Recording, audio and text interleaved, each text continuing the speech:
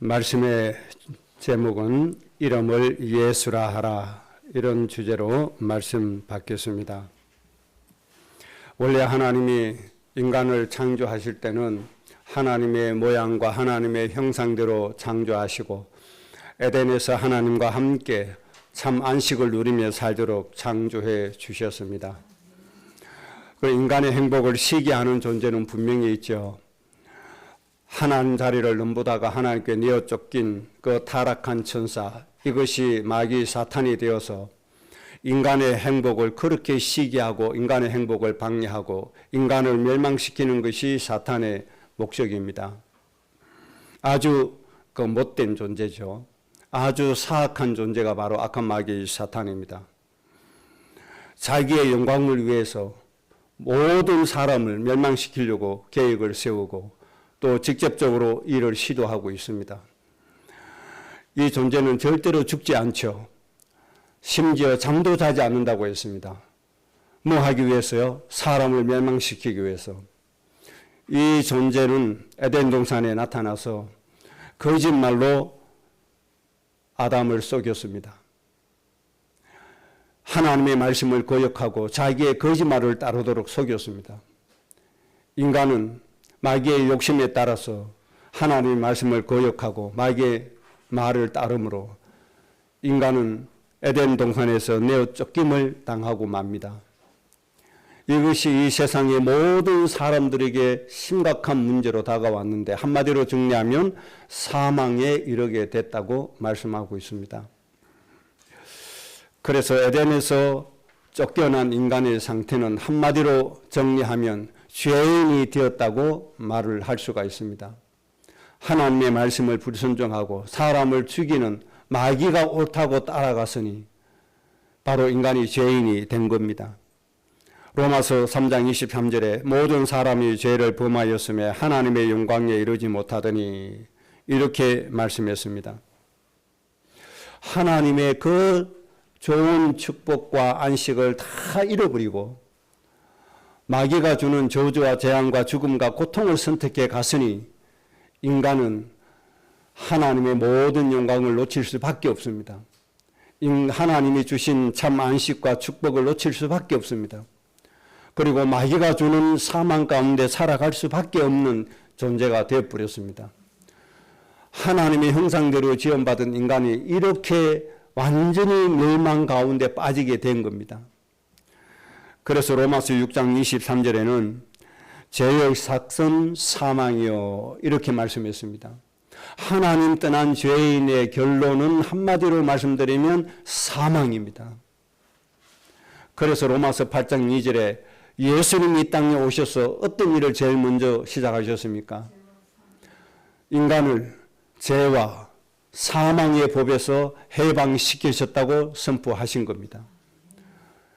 이 죄의 값은 사망이기 때문에 그대로 둘 수가 없었습니다. 그래서 구약시대에 하나님께서 예수님을 상징하는 약속을 계속 주시고 이 약속을 믿음으로 구원받도록 해주셨죠. 그리고 2024년 전에 예수님이 바로 이 땅에 오신 겁니다. 실제로 이 땅에 오셨죠. 그래서 십자가에서 모든 것을 다 이루었다고 선포해 주셨습니다. 인간이 죄인이 된 결과 하나님의 모든 축복이 없어지고 사망에 놓이게 되어졌습니다. 그래서 창세기 3장에 기록된 대로 인간은 땀을 흘려야만 소산을 얻을 수 있는 이런 고통 가운데 빠지게 되어졌습니다.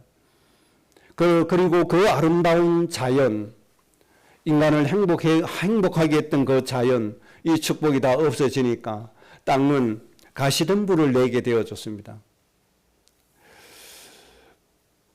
또 인간의 육체에는 해산의 고통이 오게 되어졌죠.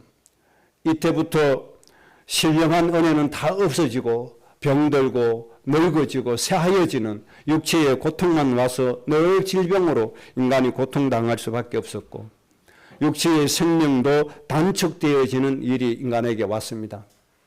그래서 이 땅에서 늘 고통스럽게 살다가 단축된 육체로 말미암아 강건하면 80이요. 이런 말씀 속에 살아갈 수밖에 없는 인간이 되어졌습니다. 인간의 육신이 이렇다면 그 다음에 인간의 정신, 인간의 영은 어떻게 되었을까요? 사탄의 자식으로 살아가야 하는 운명에 빠지게 됩니다. 그래서 늘 인간에게 뭐가 오죠? 불안이 옵니다. 염려, 근심, 걱정이 극에 달하도록 옵니다. 이것이 한계에 도달하니까 인간에게 뭐가 옵니까? 정신병, 우울증이 오게 됩니다. 겹기하는 모든 정신, 마음까지도 사탄에게 완전히 장악당해버리는 이런 일들이 벌어지게 됩니다. 그래서 몸도 흑암에 눌리게 되고 마음도 흑암에 빼앗기고 흑암이 조정한 대로 살아갈 수밖에 없습니다.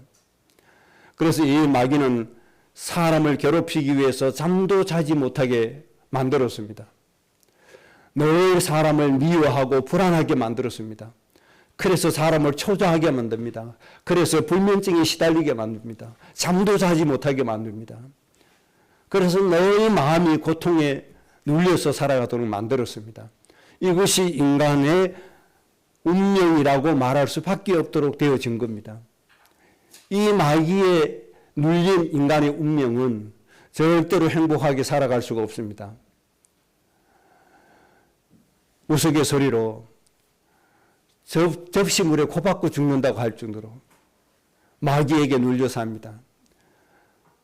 뒤로 넘어졌는데 이마도 깨지고 코도 깨지고 모든 것이 앞면이 다 깨진다. 우스갯소리 같지만은 정말 흑암의 메인 인생이 그런 인생이 되어지는 겁니다.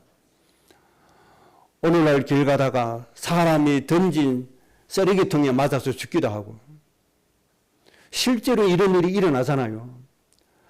잘 가고 있는데 음주운전 와가지고 치여서 죽기도 하고 운명에 빠진 인간의 삶이 그렇게 공고하고 고달프고 위험하고 고통스럽게 살아갈 수밖에 없는 겁니다. 너무 자기의 정신이 눌려 사니까 자기 자식을 해야 하는 사람도 나옵니다. 부모를 해야 하는 사람도 나옵니다. 하나님 떠난 인간이 이렇게 타락하고 이렇게 흑암에 눌려서 고통스럽게 살아갈 수밖에 없는 겁니다. 왜 그렇게 됐습니까? 마귀는 처음부터 자기 욕심으로 사람을 살게 만들었습니다. 그래서 가장 큰 우상은 탐심이라고 말씀하실 정도로 인간의 마음속에 욕심 넣어서 사람도 죽이게 하고 자기도 망하게 하는 것이 마귀의 속성입니다. 이렇게 온 천지를 다스리고 있습니다. 이사야서 6장에 있는 말씀처럼 온 땅과 만민을 가리고 있습니다. 이 영향을 사람들에게 주고 있습니다. 그래서 이 땅은 진실보다 거짓이 더 진실처럼 보여지는 세상이 되었습니다. 악한 마귀 사탄이 무엇으로 가장했습니까? 천사로 가장했기 때문에 그렇습니다. 온 거짓이 판을 치고 있습니다. 사람들은 진실보다 거짓을 더 믿는 세상이 되었습니다. 지금 현재 우리나라 한번 보세요. 모든 언론기관 진실이 보도되는 것이 없습니다. 전부 다 가짜 뉴스, 거짓말에 속아서 진실인 것처럼 포장해서 보도하고 있습니다. 기가 막히는 세상이 됐습니다. 나중에 보세요. 전부 다 거짓말이 아닙니까? 그걸 진리인 것처럼 메이저 신문, 조선일보, 동아일보, 중앙일보 할 것 없이 전부 다 거짓 선동되어서 거짓말을 보도하고 있습니다. 진실인 것처럼 KBS, MBC, SBS 전부 다 거짓된 정보에 의해서 거짓된 것을 진실인 것처럼 방송합니다. 그래도 다행인 것은 우리나라 국민들이 이제는 어느 정도 깨우쳐졌어요. 미국의 쇠고기 강우병 파동 지난 이후에 많이 분별하고 있어요. 그나마 다행인 거죠. 왜 그렇습니까? 악한 마귀 사탄이 정치, 정사를, 공중 권세를 잡고 있기 때문에 그런 일이 벌어지는 겁니다. 기가 막히는 세상이 아닙니까? 어떤 여당 당대표는 거짓말 생산하는 사람이 당신 암살조를 떴다 하는 거짓 전화 받고 대통령 앞장서서 탄핵시키고 처음으로 이런 거짓된 말을 듣고 그렇게 난리가 난 게 아닙니까? 이게 바로 마귀의 속성입니다. 거짓의 압이 거짓말로 나라를 망하게 하고 거짓말로 사람을 죽이는 겁니다. 심각한 위기에까지 왔습니다. 우리나라는 모든 언론이 거짓말에 선동되어 있으니까. 기가 막힌 일이 아닙니까? 그런데 거기에 휘둘리지 않고 깨어있는 국민들이 일어나서 그나마 다행입니다. 나라를 바로 세워가는 거죠. 조금만 진실에 눈을 뜨고 보면 분별할 수 있는데, 그러나 마귀가 워낙 뛰어난 존재이기 때문에 사람들의 눈도 어둡게 하고 귀도 어둡게 하고 눈도 어둡게 해버리는 겁니다. 워낙 뛰어난 존재니까.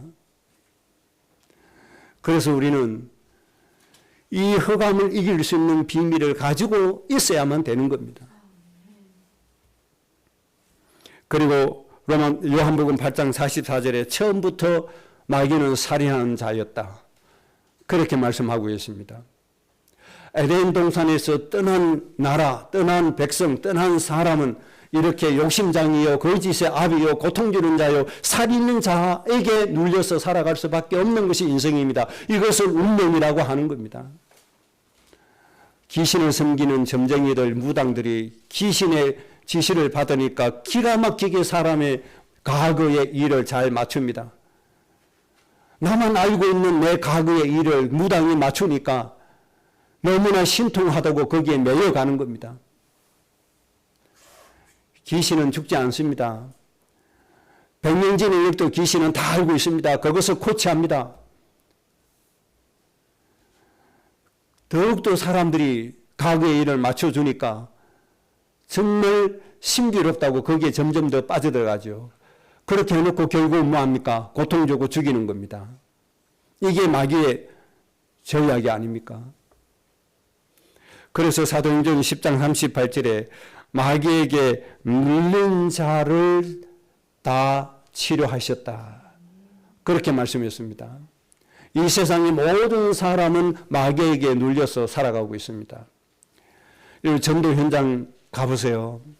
이 마귀에게 눌린 자의 삶이 얼마나 비참하고 또 마귀에게 눌린 자의 그런 육체적인 그 능력이 얼마나 강하게 나오는지. 불에 들어가도 안 죽습니다. 물에 들어가도 안 죽습니다. 귀신의 능력이 그 정도로 강합니다. 어마어마한 능력을, 힘을 행세하기도 합니다. 이 온 땅은 바로 이 흑암에 눌려서 사람의 모든 안식과 평안을 잃어버리고 모든 행복을 잃어버리고 그렇게 살아가는 겁니다.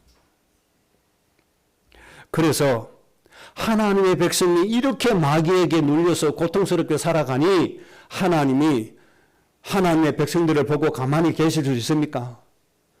가만히 계실 수가 없잖아요. 그래서 하나님 처음부터 여자의 후손을 약속해 주신 겁니다. 처음부터 메시아 그리스도를 약속해 주신 겁니다. 인간에게 메시아 구세주를 약속해 주신 하나님이십니다.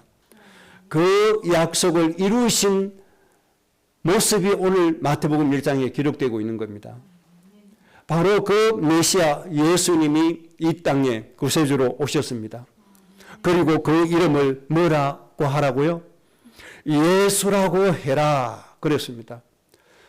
왜 예수라고 했습니까? 그 예수란 이름의 뜻 때문에 그렇습니다. 예수란 이름의 뜻이 자기 백성을 그들의 죄에서 구원할 자이다. 이 뜻을 가지고 예수란 이름으로 오신 겁니다. 하나님이 굳이 예수란 이름을 딱 붙여주셨습니다. 그 뜻은 자기 백성을 저들의 죄에서 구원할 자다. 하나님의 목적이 되겠습니다.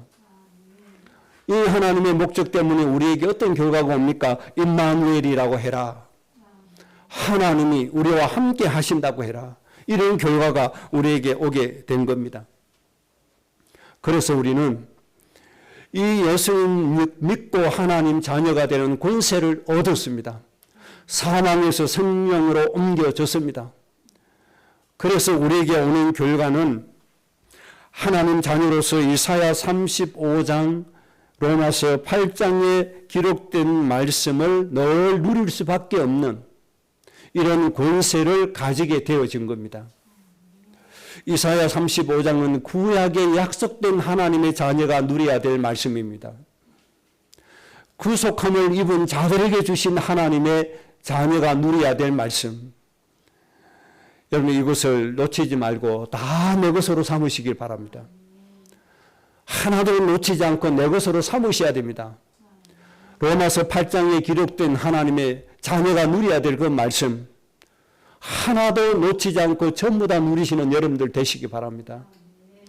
하나님의 자녀가 되셨기 때문에 당연하게 이것을 누려야 됩니다. 인간에게 필요한 모든 것 하나님께서 누리게 해 주셨습니다. 어떤 사람에게는 인생의 무거운 짐을 벗도록 수고하고 무거운 짐진 자들아 다 내게로 오라 내가 너희를 쉬게 하리라. 인생의 무거운 짐을 내려놓도록 하나님이 거기를 열어주셨습니다.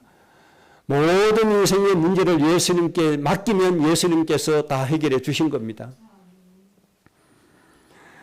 눌린 자에게는 자유를 주셨고 노임을 주셨습니다. 불안한 자에게는 평안함을 주셨습니다. 병든 자에게는 모든 병을 치유받는 치유를 주셨습니다. 빈곤한 자에게는 하나님이 풍성하게 해주시는 풍요로움의 은혜를 하나님이 주신 겁니다. 각자 사람마다 사정이 다릅니다. 각자 인생마다 문제가 다릅니다. 그러나 예수님 앞에는 이 모든 문제를 하나님이 다 해결해 주십니다. 육신의 양식의 문제, 육신의 것이라고 하나님이 무시합니까? 그렇게 하신 적이 없잖아요.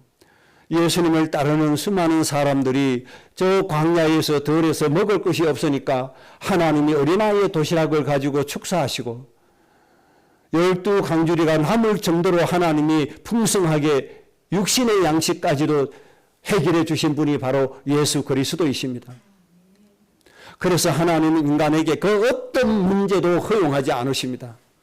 인간은 어떤 고통 받기를 하나님은 원하지 않고 계십니다. 어떤 사람, 어떤 문제든지 구세주로 오신 예수님 때문에 모든 문제 해결받기를 하나님은 소원하고 계십니다.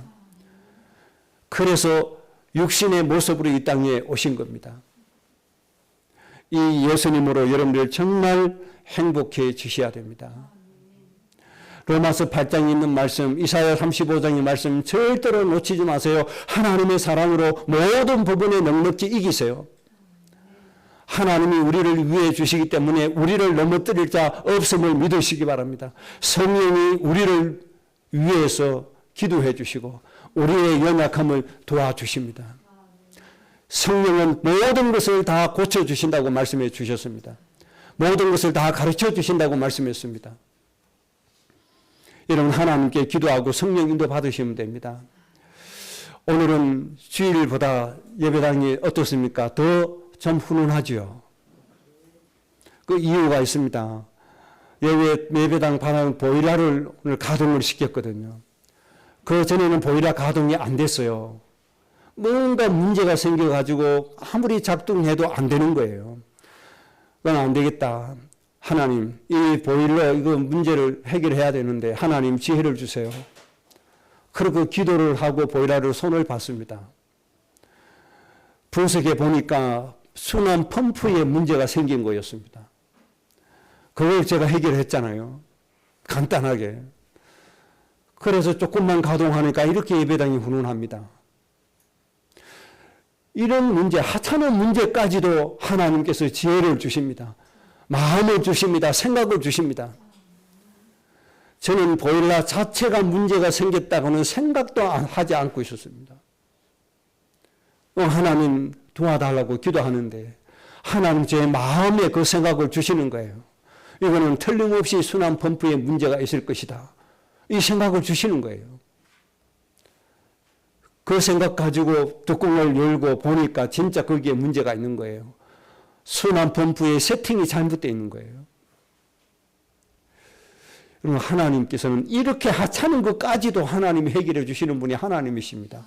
그러니 여러분의 인생의 무거운 짐, 중대한 문제는 더욱더 시급하게, 급하게 하나님이 해결해 주실 줄로 믿습니다.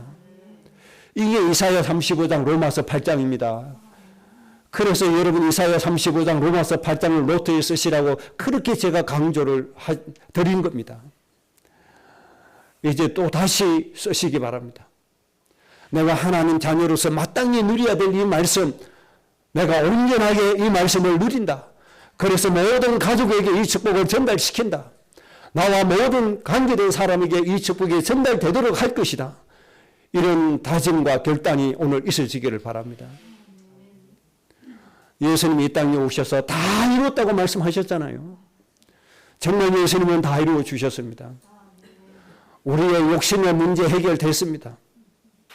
여러분 욕심 하나 문제 해결받아도 얼마나 마음이 평안하고 기쁜지 압니까? 저는 이 성경을 읽는 중에 최근에 은혜 받은 말씀이 또 있어요. 히브리서 13장인가 제가 암송은 안 해놨는데 좋은 것을 서로 나누어라. 서로 나누어라. 이것이 제사보다 하나님이 더 기뻐하신다. 그렇게 말씀했습니다. 욕심이 있으면 이 말씀에 순종할 수가 없어요. 내 마음속에 욕심이 있고 탐욕이 있으면 절대로 내 것을 나눌 수가 없어요. 욕심이 사라지니까 사람들이 보여지는 거예요. 내 것을 나누고 싶은 마음이 드는 거예요. 그러니까 나누니까 하나님이 제사보다 더 기뻐하시는 거예요. 하나님이 기뻐하시니 우리에게 얼마나 많은 복을 또 주십니까? 마귀의 속성 치유받으셔야 됩니다. 욕심스러운 마음 치유받아야 되고 거짓된 것 치유받아야 됩니다. 고통스럽게 하는 것 치유받아야 됩니다. 처음부터 살인자로 있는 이 마귀의 모든 영향력을 완전히 예수님의 이름으로 마귀의 일을 멸해야 됩니다. 하나님이 이것을 우리에게 주셨잖아요. 하나도 놓치지 말고 온전하게 누리시는 여러분들 되시기를 바랍니다. 저는 우리 주위에서 귀신에게 눌린 자 많이 봤습니다. 실제로 수십 년 동안 본 사람도 있습니다. 어마어마하게 많습니다. 전도 현장에서도 본 사람이 많습니다. 우리는 이 문제 해결하고 오신 예수님, 이 예수님의 힘을 얻어서 이사야 35장, 로마서 8장의 말씀을 정말 당연하게 누리는 여러분들 되시기를 바랍니다. 당연하게 누려야 됩니다. 너무나 당연하게. 왜요? 하나님의 자녀요, 하나님의 상속자이기 때문에. 그래서 여러분의 인생이 정말 행복해지셔야 됩니다. 그 다음 마지막으로 세 번째입니다. 이 땅에 메시아로 구세주로 오신 예수님을 맞이하는 우리의 일이 있습니다. 예수님이 이 땅에 메시아로 오셨습니다. 우리의 구세주로 오셨습니다. 이 예수님을 주인으로 모신 우리가 해야 할 일이 분명히 있습니다. 그 일 세 가지는 여러분들이 꼭 하셔야 됩니다. 첫째는 예수님과 우리 아버지 하나님께 경배와 예물을 드리는 삶을 살아야 됩니다. 우리의 인생의 모든 문제, 사망의 문제, 절대로 해결할 수 없는 운명의 문제 해결하신 이 예수님께 찬양과 경배와 예물을 드려야 됩니다. 동방 박사들이 예수님이 이 땅에 오심을 듣고 예물을 준비해서 그 먼 곳까지 갔잖아요. 이 우리의 예배의 행위가 우리에게 절대적으로 있어야 됩니다. 그래서 우리 후대들이 늘 하나님을 사모하는 마음을 가져야 되고 늘 하나님을 경배하는 마음을 가지고 살아야 됩니다. 그러면 우리는 매주마다 하나님께 예배 드리는 이유가 뭡니까? 바로 메시아로 오신 예수님을 찬양하고 경배하기 위해서입니다. 여기에 우리의 헌금과 모략과 유향을 하나님께 드리는 겁니다. 가장 귀한 것은 하나님께 드리는 이 삶이 되어져야 됩니다. 예수님의 십자가에 죽으심의 장사를 예비한 마리아처럼 향유를 예수님의 발에 붓고 머리털로 씻는 이런 경배와 예물과 헌신이 우리에게 있어야 됩니다. 그래서 예수님의 이 땅에 오신 그 목적이 헛되지 아니하도록 해야 될 겁니다. 여러분, 우리는 매 순간마다 하나님께 감사가 넘쳐져야 됩니다. 우리를 괴롭히고 우리를 멸망시키려고 했던 악한 마귀 사단의 모든 일을 멸하시고 마귀를 결박할 수 있는 권세를 우리에게 주셨으니 얼마나 감사한 일입니까? 이보다 감사한 일이 없잖아요. 여러분, 마귀의 일을 수백억을 드린다고 마귀의 일이 멸해집니까? 여러분, 수천억을 드린다고 마귀의 일이 멸해집니까? 우리를 괴롭히는 마귀의 일을 멸할 수 있습니까? 없잖아요. 누구의 이름으로 합니까? 오직 예수 그리스도의 이름으로 가면 마귀는 결박되어지잖아요. 내 안에 계신 예수님 보고 마귀는 완전히 결박되어지잖아요. 그러니까 이 예수님의 은혜가 너무 얼마나 큽니까? 그래서 동방박사들이 그 먼 길을 마다하지 않고 예물을 준비해서 하나님께 간 겁니다. 예수님께 간 겁니다. 아기 예수께 경배 드리는 겁니다. 우리는 이 삶을 잘 살아야 됩니다. 신년이 되면 사람들이 저 태양에게 복을 빌러 가죠. 저 동해에 떠오르는 태양을 보고 새해 맞이 가고 있습니다. 여러분 마음속에 계시는 예수 그리스도를 맞이하시기 바랍니다. 정말 이 예수님 경배하고 이 예수님께 감사하시기 바랍니다. 이 예수님 이름 가지고 가족들이 모여서 서로 축복하고 감사하고 하나님께 경배 드리시기 바랍니다. 그래서 가족들의 기도 제목을 정리하고 1년 동안 하나님의 나라 이루도록 서로서로 위해서 축복하고 기도하고 하나님을 경배하는 가운데 이런 일이 이루어져야 됩니다. 저는 소원이 하나밖에 없습니다. 우리 교회 후대들이 첫째는 하나님의 은혜 깨닫는 것. 정말 이것이 하나님의 은혜구나. 내가 오늘 산 것도 하나님의 은혜구나. 하나님이 지켜주셨구나. 이걸 깨닫는 것. 그 다음에 두 번째는 하나님을 소원하는 것. 하나님 소원하는 마음. 이거 가지고 우리 후대들이 살았으면 좋겠다. 이거보다 귀한 게 없잖아요. 이것만 있으면 다 되는 거예요. 여호와를 앙망하는 자는 샘을 얻을 것이다.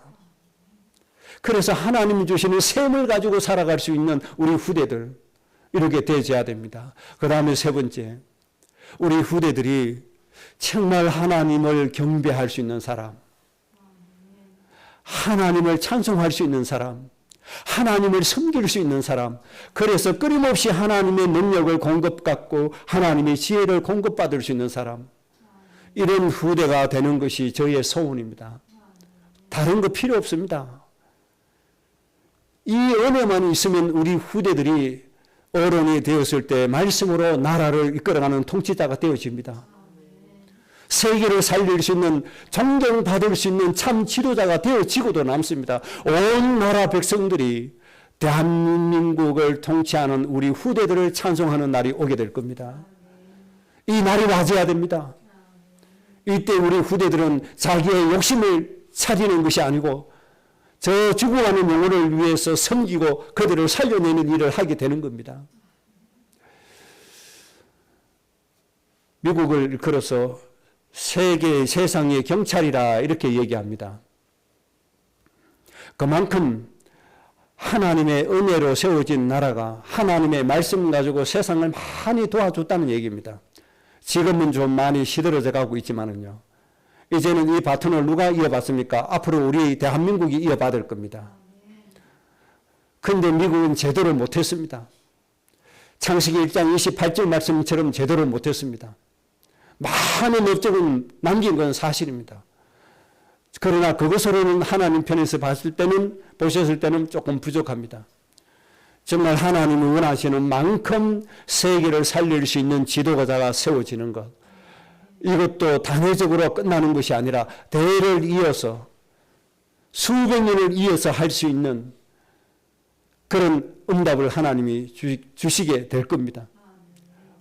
언제요? 하나님을 격려할 때 하나님의 은혜임을 알고 하나님의 은혜를 소원하고 하나님을 경배하는 후대들이 될 때 이 날이 속히 와진다는 사실을 우리가 꼭 믿어야 됩니다.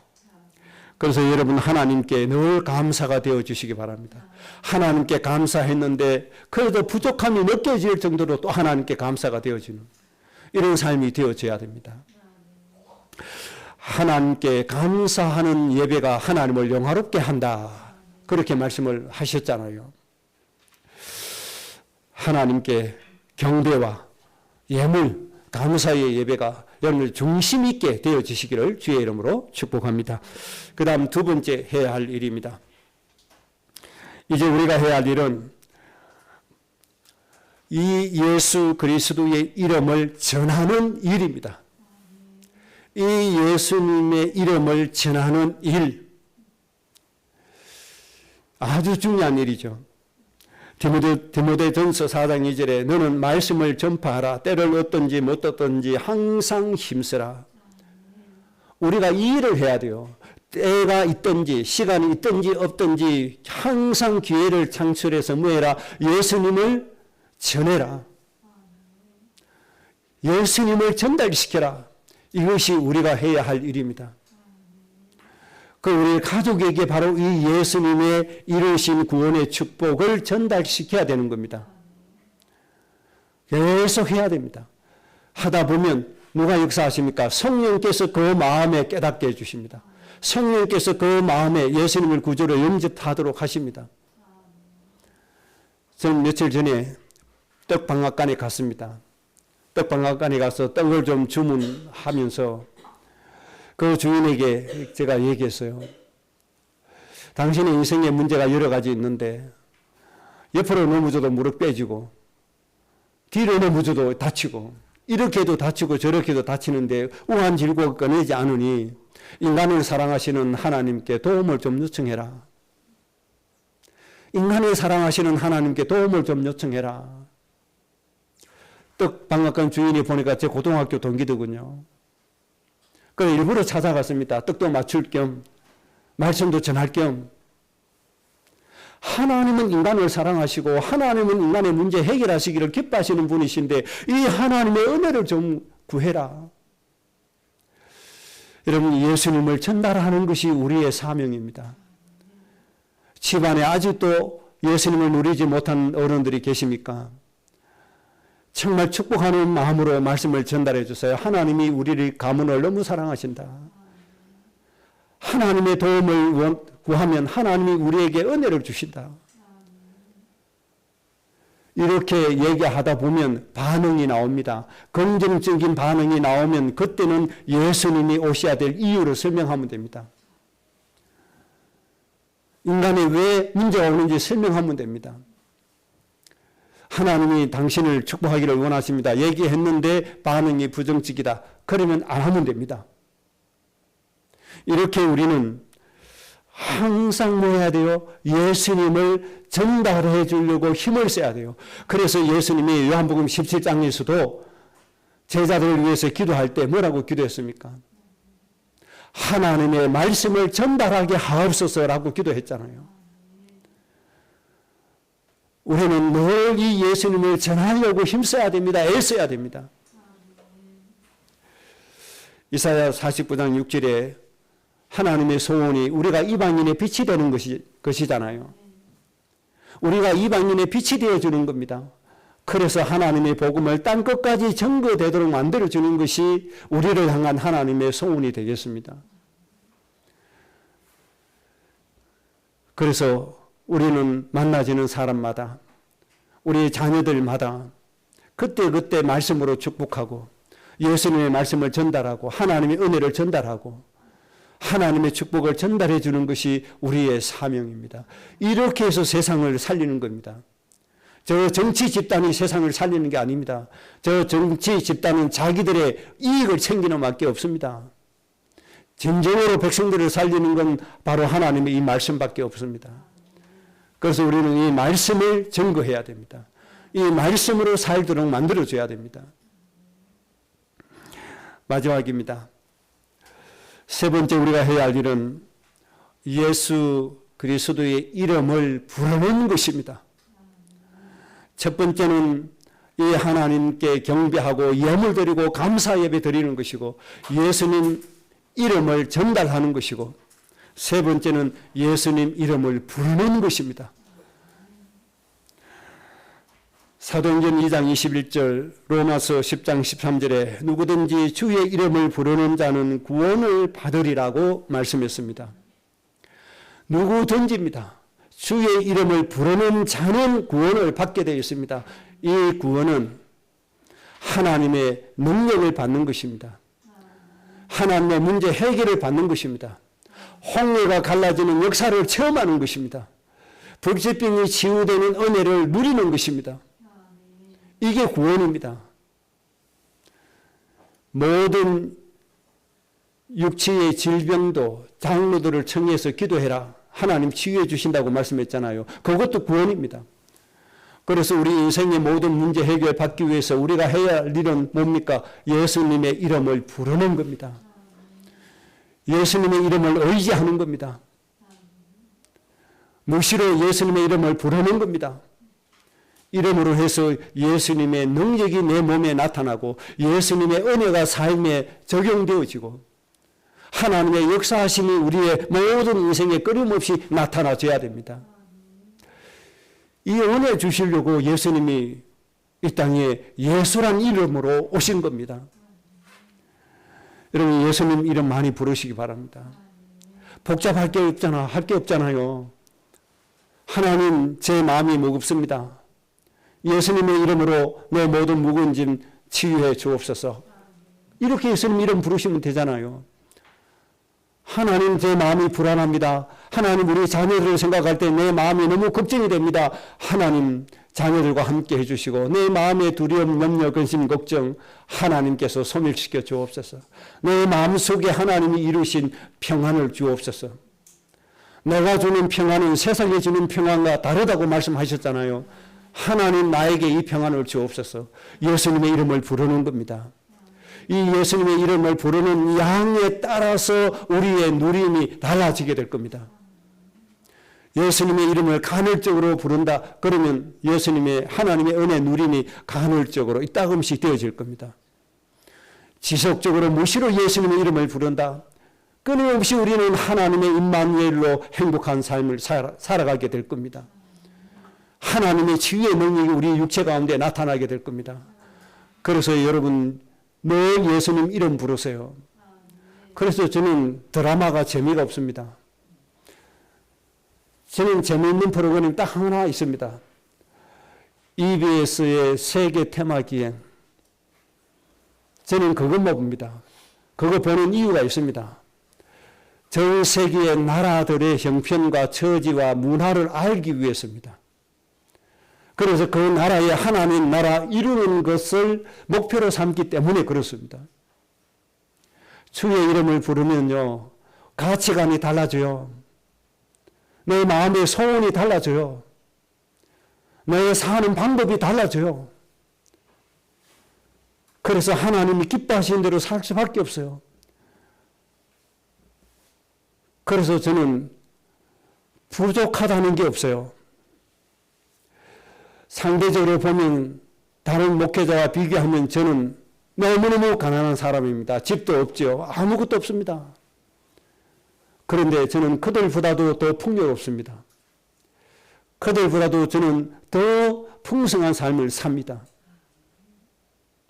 왜 그렇습니까? 예수님 이름이 우리를 구원하시기 때문에.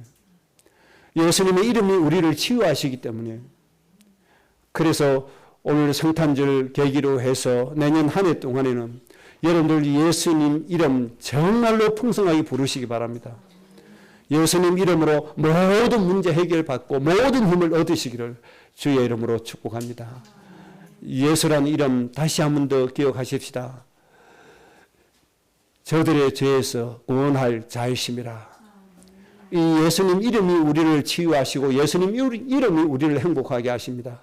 예수님 이름으로 하나님의 모든 축복 누리시고 특히 이사야 35장 로마서 8장을 온전하게 누리시는 여러분들 되시기를 주의 이름으로 축복합니다. 합심으로 기도하겠습니다.